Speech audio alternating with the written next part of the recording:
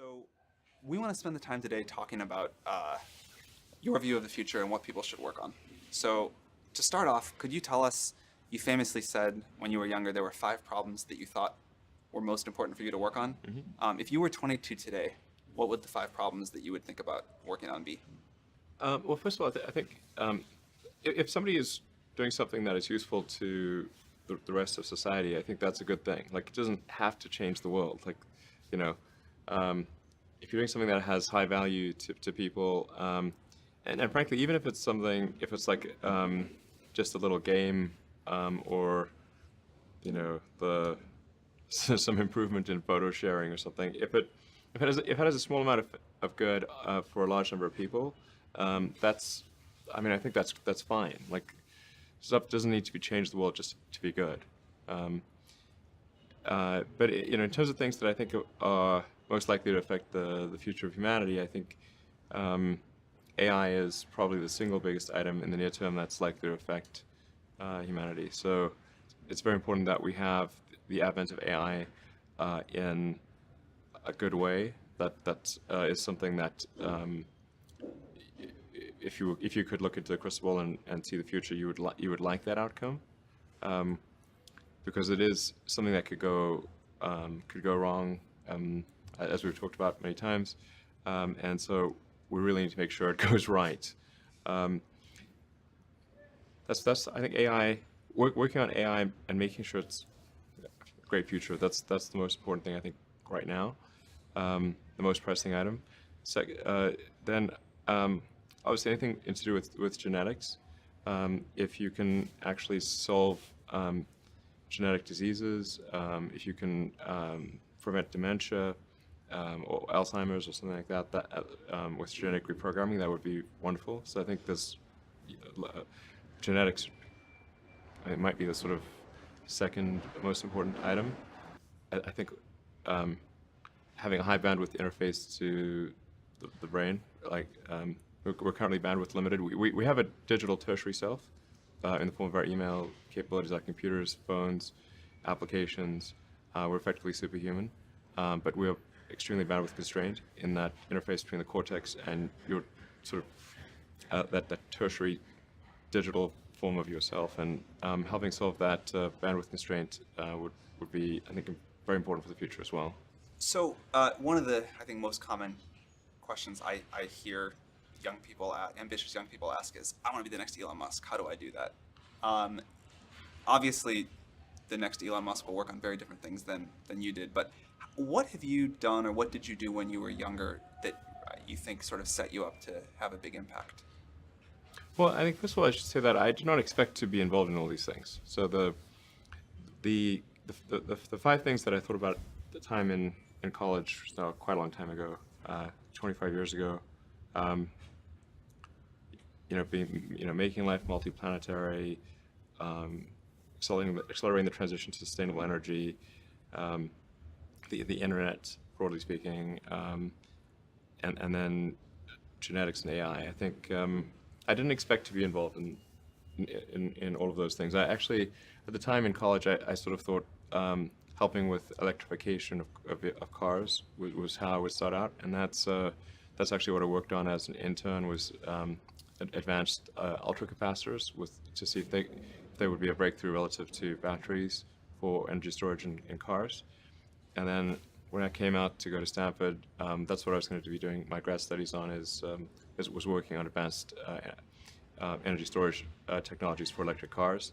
And then I put that on hold to start an internet company in '95, because there does seem to be like a time for particular technologies when they're at a steep point in the inflection curve, and I didn't want to do a PhD at Stanford and watch it all happen, and I wasn't entirely certain that the technology I'd be working on would actually succeed.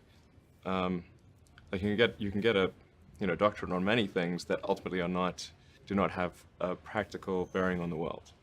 And I wanted to, I really was just trying to be useful. That's the optimization. It's like, what can I do that would actually be useful? Do you think people that want to be useful today should get PhDs? Mostly not. So what is Yeah. what is the best way to be Some useful? yes, but mostly not.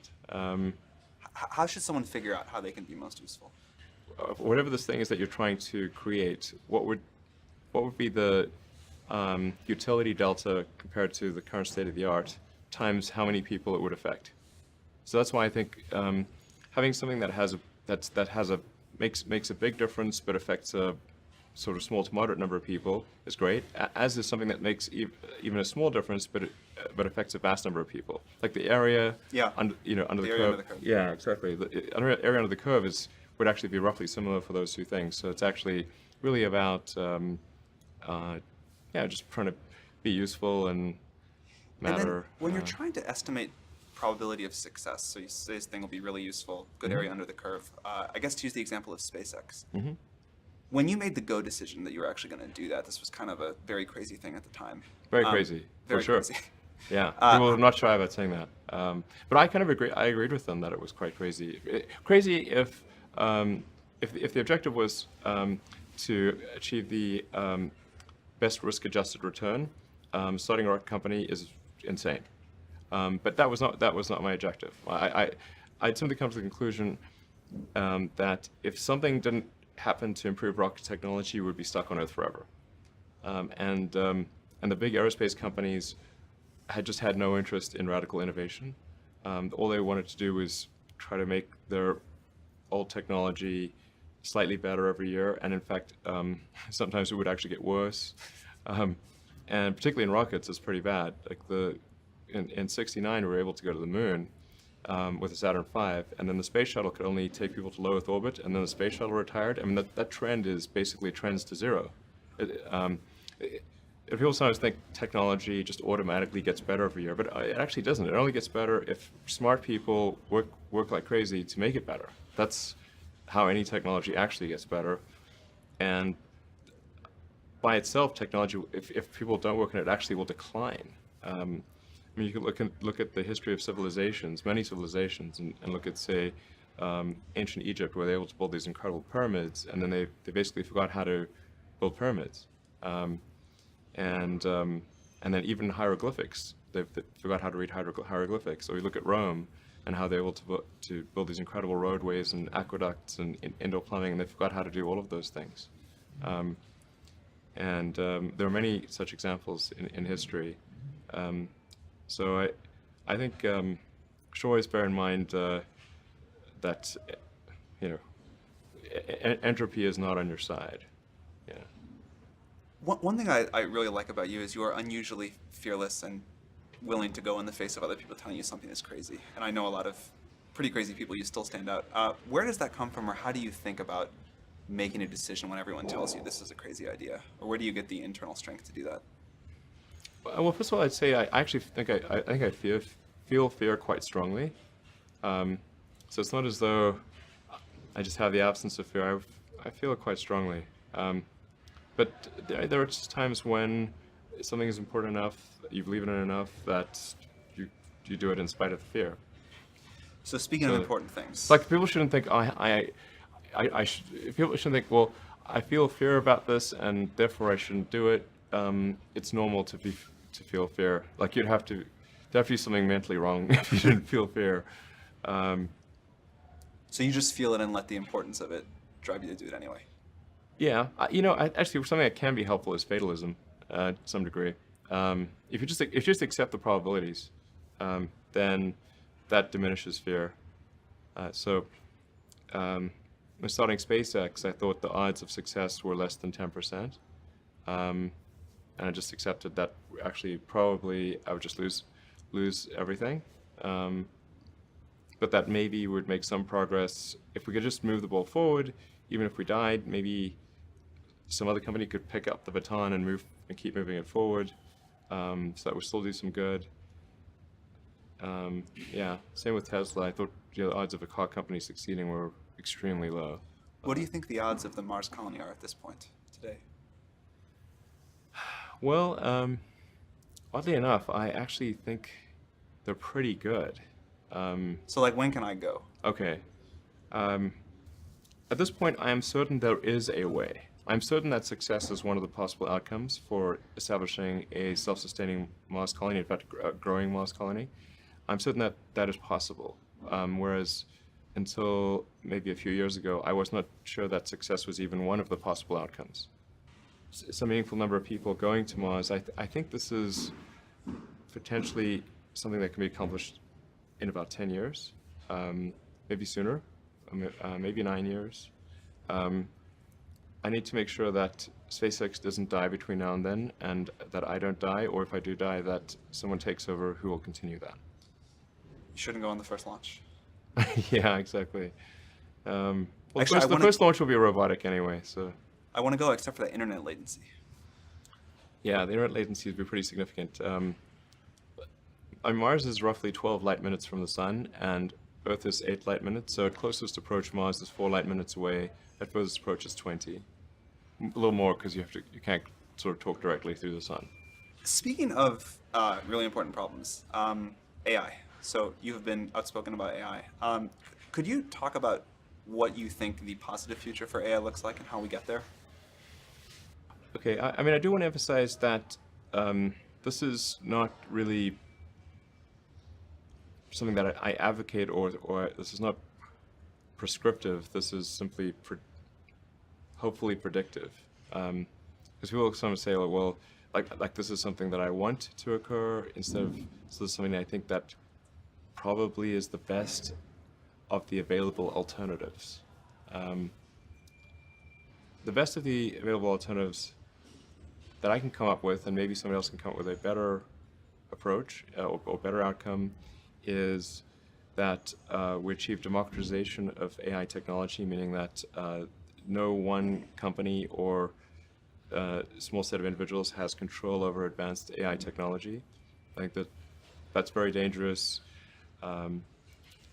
It could also get stolen by somebody bad, like some evil dictator of a country could send their intelligence agency to go steal it and gain control. It just becomes a very unstable situation, I think, if you've got any incredibly powerful AI. You just don't know who's going to control that. So it's not as though I think that the risk is that the AI would develop a will of its own right off the bat. I think it's more that's the concern is that someone may use it in a way that is bad, and even if they weren't going to use it in a way that's bad, that somebody could take it from them and use it in a way that's bad. That I think is quite a big danger. So I think we must have democratization of AI technology and make it widely available. And that's the reason that obviously Yumi and the rest of the team created OpenAI, was to help with the help spread out AI technology so it doesn't get concentrated in the hands of a few. But then of course that needs to be combined with solving the high bandwidth interface to the cortex. Humans are so slow. Humans are so slow. Yes, exactly. But we already have a situation in our brain where we've got the cortex and limbic system, and the limbic system is kind of that's the primitive brain. It's kind of like your instincts and whatnot, and then the cortex is the thinking upper part of the brain. Those two seem to work together quite well. Occasionally, your cortex and limbic system may disagree, but it generally works pretty well. Generally works pretty well, and it's like rare to find someone who I've not found someone who wishes to either get rid of their cortex or get rid of their limbic system. Very true. Yeah, that's unusual. So I think if we can effectively merge with AI by improving that the neural link between your cortex and your digital extension of yourself, which already, like I said, already exists, just has a bandwidth issue, and then effectively you become an AI human symbiote, and if that then is widespread with anyone who wants it can have it, then we solve the control problem as well. We don't have to worry about some sort of evil dictator AI, because kind of we are the AI collectively. That seems like the best outcome I can think of. So you've seen other companies in their early days that start small and get really successful. Hope I don't regret asking this on camera, but how do you think OpenAI is going as a 6-month-old company? It seems to be going pretty well. I think we've got a really talented group at OpenAI, It seems and like it. yeah, really talented team, and they're working hard. Um, OpenAI is structured as say a 501c3 nonprofit, but many nonprofits do not have a sense of urgency. It's fine; they don't have to have a sense of urgency, um, but OpenAI does. Because I think people really believe in the mission. I think it's important, and it's about minimizing um, the risk of existential harm in the future. And so I think it's going well. I'm pretty impressed with what people are doing and the talent level. And obviously, we're always looking for great people to join who We're up believe to in the like mission. close to 40 people now. Yeah. It's going well. All right, just a few more questions before we wrap up. How do you spend your days now? Like, what do you allocate most of your time to? My time is mostly split. Well, it's split between SpaceX and Tesla, and of course, I try to spend it's a part of every week at OpenAI. So I spend basically half a day at OpenAI most weeks, and then I have some OpenAI stuff that happens during the week. But other than that, it's really And what do you do SpaceX when and you're Tesla. at SpaceX or Tesla? Like, what does your time look like there? Yeah, so that's a good question. I think a lot of people think I must spend a lot of time with media or on businessy things, but actually almost all my time, like 80% of it is spent on engineering and design. Engineering and design. So it's developing next generation product. That's 80% of it. You probably don't remember this. A very long time ago, many, many years, you took me on a tour of SpaceX. And the most impressive thing was that you knew every detail of the rocket and every piece of engineering that went into it. And I don't think many people get that about you. Yeah, I think a lot of people think I'm kind of a business person or something, which is fine. Like business is fine, but but really it's it's like at SpaceX. Gwynne Shotwell is chief operating officer. She kind of manages legal, finance, sales, and kind of general business activity. And then my time is almost entirely with the engineering team working on improving the Falcon 9 and the Dragon spacecraft and developing the Mars colonial architecture.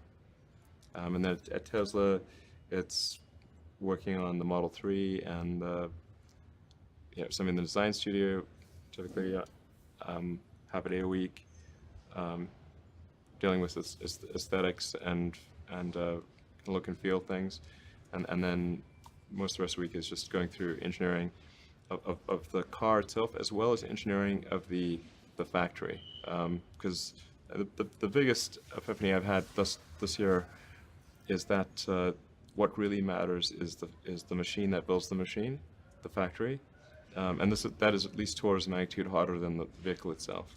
It's amazing to watch the robots go here and these cars just happen. Yeah.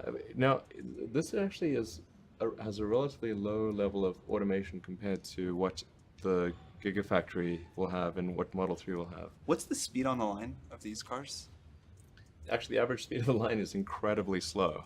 It's probably about, including both X and S, it's maybe 5 centimeters per second. And what can you get to? This is very slow. Or what would you like to get to?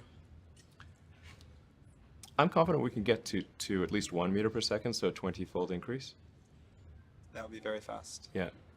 At least. I mean, I think 1 meter per second, just to put that in perspective, is a slow walk, or like a medium speed walk. A fast walk would be 1.5 meters per second. And then the fastest humans can run over 10 meters per second. So if we're only doing 0.05 meters per second, that's very slow current speed. And at 1 meter per second, you can still walk faster than the production line.